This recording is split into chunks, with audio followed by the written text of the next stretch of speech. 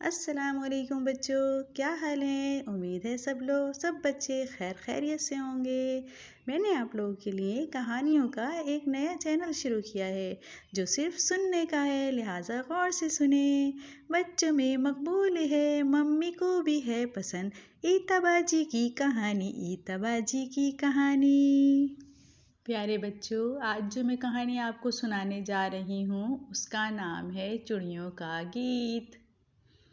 یک چڑیا کی آنکھ کھل گئی، وہ پھدک کر گھونسلے سے باہر نکلی، شاخ پر بیٹھ کر پہلے اپنے پر پھلائے، پتلے پتلے پنجے پھیلا کر ایک لمبی انگڑائی لی، پھر چہچہانے لگی۔ اس کے ایک کے بعد ایک ہر طرف سے چڑیوں نے اپنے سر بکھیرنے شروع کر دیے۔ سحر بھی نمودار ہونے لگی۔ چڑیوں کے گیت نے تمام پرندوں کو بیدار کر دیا۔ جہاں تک یہ دلکش گیت سنائی دیے وہاں تک زندگی بھی بیدار ہو گئی۔ چڑیا نے دانا دنگا چگنے کے لیے ایک اڑان بھری۔ کچھ ہی دیر بعد وہ اپنے تینوں بچوں کی چونچ میں دانا لا کر ڈالنے لگی۔ بچوں کا پیٹ بھرنے کے بعد وہ سستانے کے بجائے اپنے چڑے کی تلاش میں نکل گئی جو کل سے غائب تھا۔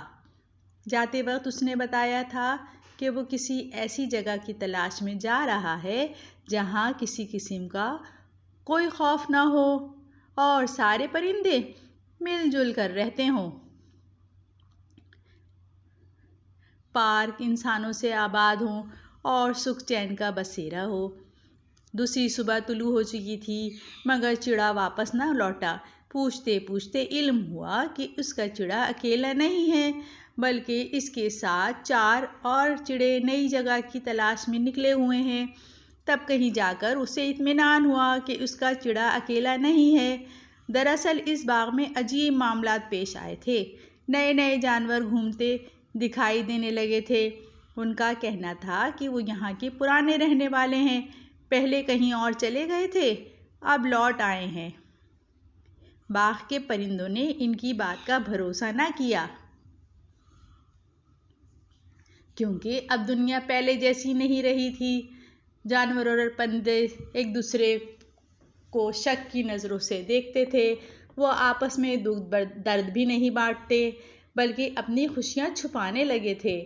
لہٰذا پرندے پریشان رہتے اور اپنا ٹھکانہ بدلنے کی کوشش میں لگے ہوئے تھے۔ سارے دن کی پریشانی اور انتظار کے بعد جب دوسری شام بھی رات میں ڈھل گئی تو چڑیا کی بے چینی مزید بڑھ گئی۔ خدا جانے یہ 5 چڑے کہاں چلے گئے۔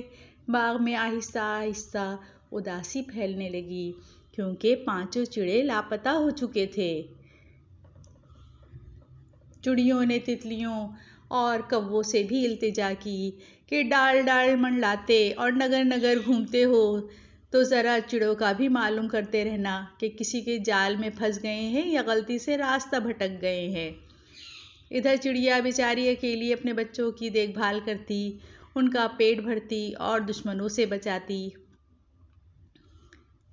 چڑیا ہر آنے جانے والے پرندوں سے چڑوں کے بارے میں پوچھتی رہتی۔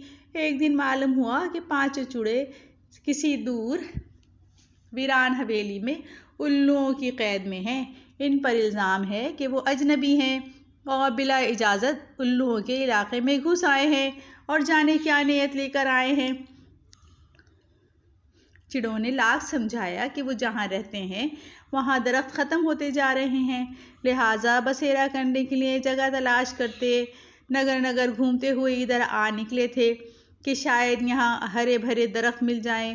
ہو سکتا ہے یہاں کے لوگوں نے درختوں کی اہمیت کو سمجھا ہو، شاید درختوں پر بسیرا کرنے کے ساتھ ساتھ درختوں کی اہمیت کا بھی اندازہ ہو، مگر الو ان کی بات نہیں سمجھے۔ البتہ الوؤں نے اپنے علاقے کا بڑا ہی خوفناک نقشہ کھینچ دیا کہ یہاں کی فضا میں پھولوں کی خوشبو کے بجائے بارود کی بو بسی رہتی ہے، آسمان پر ابر چھانے کی بجائے دھواں چھایا رہتا ہے۔ یہاں انسان تو کیا درختوں کا بھی سانس لینا مشکل ہو رہا ہے۔ بارش الگ روٹھی رہتی ہے، کبھی کبھار ہی برستی ہے اور اگر برس جائے تو ایسی جھڑی لگتی ہے کہ زندگی دو بھر ہو جاتی ہے۔ نہ برسے تب بھی عذاب۔ تم جیسی نازک چڑیاں تو ایک گولی کی آواز سے ہی پٹ سے گر کر جان سے ہاتھ دھو لیتی ہیں۔ یہ تو ہم سخت جان الو ہی ہیں جو ایسے حالات میں جی رہے ہیں۔ تم پانچوں بے وقوف چڑے سکھ چین کی تلاش میں نکلے ہو۔ الوؤں نے ایک ساتھ مل کر بڑا بدہضا قہقہا لگایا۔ پانچوں قیدی چڑے عجیب مشکل میں گرفتار ہو گئے تھے۔ چڑوں کو دانہ دنکا چگنے کی اجازت نہیں تھی۔ الوؤں کے گھیرے میں بیٹھے تینوں ہی ان کی طرف آ نکلنے والے کیڑے مکوڑوں کو نگل کر اپنی جان بچاتے۔ تیسرے دن بوڑھے الو نے کہا، تم چڑے بہت چالاک ہو، کچھ بتاتے ہی نہیں۔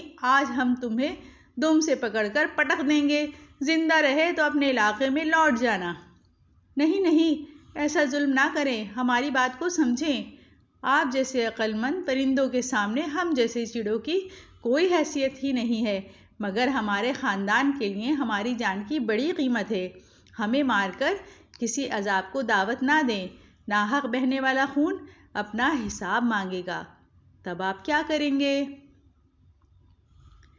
ابھی چڑیوں کی آہوزاری جاری تھی کہ دور سے ایک دھماکے کی آواز سنائی دی۔ آس پاس کے کچھ پرندے اڑ گئے، کچھ نیچے گرے، الو کدھر گئے پتہ ہی نہ چلا۔ پانچوں چڑے کچھ دیر نیچے پڑے رہے، پھر ہمت کر کے اڑ گئے۔ کئی دنوں کی اڑان اور جگہ جگہ سستانے کے بعد آخر وہ تھکے ہارے اپنے آشیانے تک پہنچ ہی گئے۔ پرندوں میں خوشی کی لہر دوڑ گئی، سبھی بے تاب تھے ان کی آپ بیتی سننے کے لیے، مگر وہ چڑے کسی کو کچھ بتانے کو تیار ہی نہ تھے۔ بس پانچوں ایک ہی بات کہتے تھے کہ الو کوئی بات نہیں سمجھتے۔ چند دنوں بعد ان کے حواس بحال ہوئے تو چڑے بولے، اگر زمین پر درخت زیادہ ہوں تو ہمارے ٹھکانے ختم نہ ہوں، ہمارے آشیانے نہ اجڑیں اور انسان بھی نقصان میں نہ رہے، کیونکہ وہی درخت لگاتا ہے اور وہی ان درختوں سے سب سے زیادہ فائدہ اٹھاتا ہے۔ ایندھن، فرنیچر، کاغذ، قلم، کتابیں اور جانے کیا کیا کچھ۔ انسانوں کے نقصان کے بارے میں سوچ کر پرندے پریشان ہونے لگے۔ وہ بولے، آؤ انسانوں کے لیے اللہ سے خیر مانگیں۔ چڑ چڑ چڑک چڑک، وہ سب چونچ کھول کر آوازیں نکالنے لگے۔ اس کے ایک کے بعد ایک، پھر دوسرا، پھر تیسرا، پھر پورا باغ چڑیوں کی چہچہاہٹ سے گونج اٹھا۔ چڑیوں کا چہچہانا آج تک جاری ہے۔ شام سویرے جہاں جہاں چڑیاں موجود ہیں ایک ہی انداز میں چہچہاتی ہیں۔ انسان سمجھتا ہے کہ چڑیاں اپنا گیت گاتی ہیں، لیکن وہ شاید انسانوں کے لیے خیر مانگتی ہیں۔